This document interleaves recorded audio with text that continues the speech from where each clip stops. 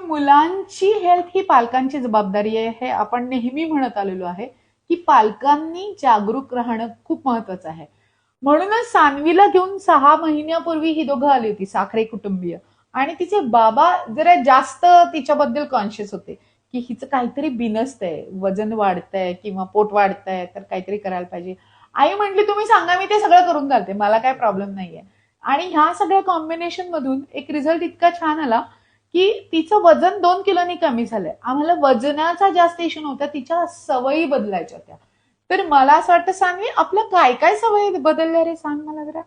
मी रोज मी सगळ्या भाज्या खाते. Very good. मी आता जंक फूड जास्त खात नाही आणि बर्थडेला गेले तर अवॉइड करते जास्ती आणि माझं पोर्शन पण कमी झालं.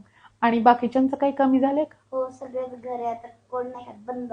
सगळेजण बाहेरचं बंद झालेले आहे आणि त्याच्यामुळे आईला तिच्या कुकिंगच्या सगळ्या उतरवाव्या लागत आहेत की बाहेरचं खायला लागू नये म्हणून. हो ना, तुझा काय अनुभव होता?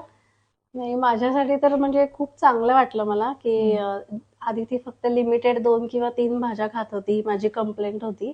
मॅडमने मला सांगितलं की तू कटलेट बनवून दे तिला शाळेच्या डब्यामध्ये, मग ती भाजी खात नसेल तर, किंवा वेगळ्या वेगळ्या पद्धतीने सांगितलं की कसं तू देऊ शकतेस तिला, आणि त्याची खूप हेल्प झाली.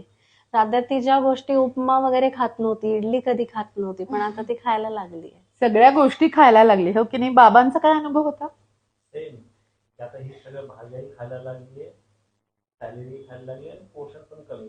बाहेरचं तर जंक फूड तर टोटली बंद असते जवळपास. म्हणजे आपली फी वसूल झाली ना बाबा, हो की नाही? आणि कधीतरी तिला हवं असेल तर आम्ही आणतो, असं नाही की Yes. बंद आहे.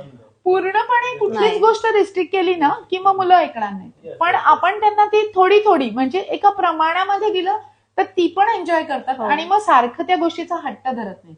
पण एकंदरीत इंच लॉस पण खूप छान झालाय तिचा, आणि मेन म्हणजे हाईट वाढलेली आहे हो, आता हो. आमची. त्याच्यामुळे आता हा असाच आम्ही सुरू ठेवणार आहोत आणि अजून 3 महिन्यांनी परत सान्वी तुम्हाला भेटणार आहे. Okay, so thank you very much Saanvi. आपण म्हटलो तर तसं आपलं रील करायचं स्वप्न होतं की नाही, ते आपण कम्प्लीट केलेलं आहे. येस, आणि अजून एक वेगळा रील येणार आहे थोड्या दिवसांनी, त्याच्यासाठी वाट बघा. Thank you very much.